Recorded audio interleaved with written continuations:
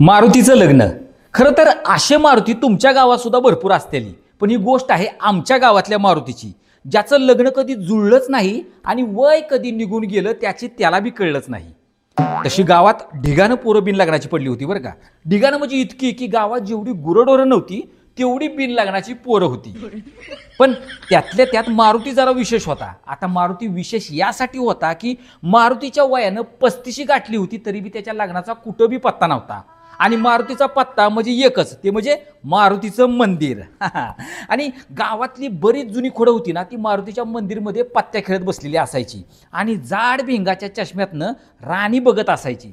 पण आपल्या मारुतीला काय कधी राणी त्याची भेटलीच नाही.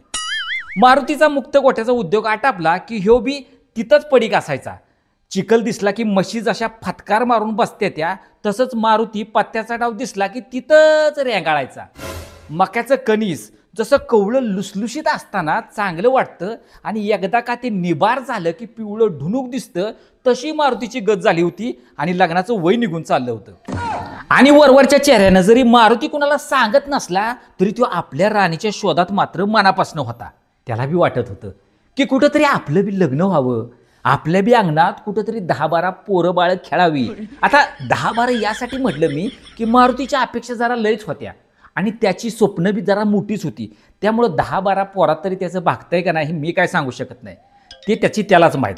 पण त्याच्या ह्याच अपेक्षा आणि स्वप्नामुळं आजवर त्याचं लग्न रखडलं होतं. अहो नुसतं रखडलं नव्हतं तर गावातल्या सगळ्यात महत्त्वाच्या मुद्द्यामध्ये ह्या मुद्दा महत्त्वाचा होता आणि सगळ्या गावभर ह्याच्या चर्चेच्या लग्नाच्या चर्चेचा विषय रांगायचा. बरं आता वयाची 35ला तो हातपाय झटकतोय म्हणजे ह्याच्या आधी त्याच्या लग्नाचा विषय झाला नाही असं नाही. भरपूर प्रयत्न झाले मारुतीच्या लग्नाचं, पण एकतर नोकरी नाही, शेती आणि मुक्त गोठा आणि त्यात बी वयाच्या 35मध्ये ह्याचे 36 नखरे, त्याच्यामुळे लग्न रखडलं ते रखडलंच. बरं याआधी 7-8 वेळा मारुतीच्या लग्नाचा प्रयत्न झाला होता, पण प्रत्येक वेळी 4 मुंड्या चित मारुती पडला होता. आता त्याला कारण बी मारुतीच होता बरं का, कारण जिथे जाईल तिथं मारुतीनं पोरींच्या मध्ये उरेवा काढायला सुरुवात केल्या होत्या. कुठं सावळीच आहे, कुठं जरा काळीच आहे, कुठं नकटीच आहे, असं प्रत्येक मुलीत त्यानं खोड काढली. म्हणूनच आज 35 गाठली आणि त्याची पण खोड जिरली. एखाद्या शॉपिंग मॉलमध्ये गेल्यावर काही खरेदी करायचं नसल्यावर नुसतं दिवसभर फेऱ्या मारून मॉलमध्ये फिरल्यानंतर माल बघून माघारी यायचं, अशीच गत मारुतीच्या बाबतीत पुरी बघण्यावरून चालली होती. नथीचा नखरा आणि येरझाऱ्या 17. बरं मामानं आणलेलं पहिलं स्थळ ह्यानं नाकारलं, त्याला कारण म्हणजे पुरीचं शिक्षण कमी. आता ह्यो मारुती स्वतः मॅट्रिक फेल आणि ह्याला शिकलेली पोरगी पाहिजे होती. का तर भविष्यात पोरा बाळांना शिकवायला कामी येईल म्हणून. बरं पुढं जाऊन मग त्या पुरीचं लग्न मारुतीच्याच भावकीत झालं आणि ती पोरगी आता दूध डेअरी सांभाळती. मारुतीच्या मुक्त गोट्याचं दूध बी हिच्या डेअरीला जातं. आता ती मारुतीच्या दुधाला चांगला भाव देते बरं का, पण मारुतीला काय भाव देत नाही. तिला रोज बघितल्यावर मारुतीला एकच शब्द आठवतो, तेल गेलं, तूप गेलं आणि हाती फक्त दुधाची किटली राहिली. बरं एका ठिकाणी मारुती पोरगी बघायला गेला, तिथं मोठी पोरगी दाखवली, पण ह्यो बारक्या पोरीवरच अडून बसला.